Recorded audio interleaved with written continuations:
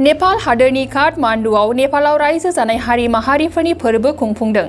नेपाल हादोराव रायजो जाबोनाय गोबां हारि माहारिफोरनि फोरबो खुंनायाव नेपाल हादोराव रायजो जानाय मेसे बर'फोराबो बाहागो लानानै नेपालाव रायजो जानाय बर'फोरनि हारिमुखौ दिन्थिफुंदों। मिथिनाय बादिब्ला गोबाव बोसोरनिफ्रायनो सानजा जाफा आरो खांखाय दैमानि सेराव मेसे बर'फोरा थाबोदोंमोन। नेपाल हादोरनि 2068 इं मायथाइनि सुबुं सानखो बादियै बिसोरनि सुबुं अनजिमाया गासै 4867 सामोन।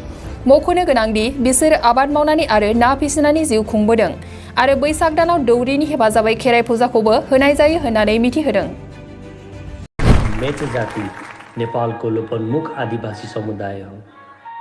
परपूर्वकालदेखि यी जाति पूर्वी तराई झापाको मेची र कन्काई नदीको आसपास बसोबास गर्दै आएका छन्।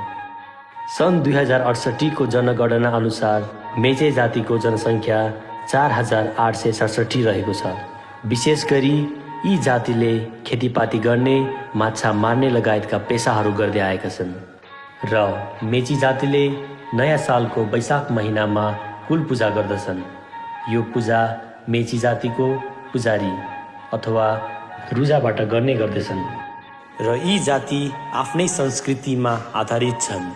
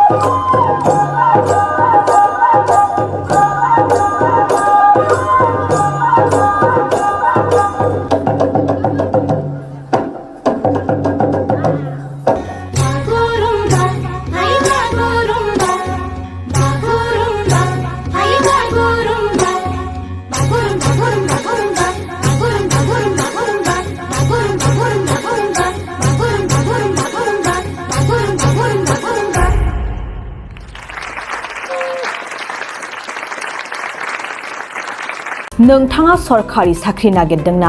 नोंथांनि थाखाय मोनसे गोजोनथाव खौरां। नोंथांनि थाखाय दं एडुकेट पॉइंट, जेराव नोंथाङा सोलोंथाइ लानायनि गेजेरजों सरकारि साख्रिनि गुबुन गुबुन रोखोमनि गोब्राब आनजादफोरखौ उथ्रिसारनो हागोन आरो गावनि आथिङाव गसंथानो हागोन। बे एडुकेट पॉइंटआव नोंथांमोना SSC, bank PO, bank clerk, bank SO UPSC FSC defence railway state state insurance एएअ एडिअ एसिस्टेन्टजों लोगोसे स्टेट लेभेल जब आरो माखासे सरकारि साख्रिनि आनजादाव गोनांथि जानाय आयदाफोराव सोलोंथाइ लानो हागोन। मख'नो गोनांदि बे सोलोंसालियाव साख्रिनिल' नङा, बेयाव MBA आरो सैनिक स्कुल बायदियाव एडमिशननि थाखाय एन्ट्रेन्स होनो थाखायबो सोलोंथाइ लानो हागोन। बे सोलोंसालियाव गाहाम थाखो खथानि सुबिदा दं आरो सम मथे नोंथांनि सोलोंथाइखौ बे सोलोंसालियाव होनाय जागोन। बेखौबो मिथिनांगोन दि बे एडुकेयार पइन्टआव सोलोंथाइ लानानै बावैसो 2021-22 इं मायथाइनि SSC GDनि आनजादाव गासै 11 सा सोलोंसाफोरा उथ्रिसारनो हादों। बारा नङा, गासै 15,000 रांजोंनो नोंथाङा बे सोलोंसालियाव 6 दानसिम सोलोंथाइखौ लानो हागोन। बे सोलोंसालिया क'क्राझार, बरपेटा रड, गवालपारा आरो बङाइगावआवबो दं। क'क्राझाराव सोलोंथाइ लानो गोसो गुदुं जानाय सुबुंफोरा 70020261133 9101536360 70020261133 9101536360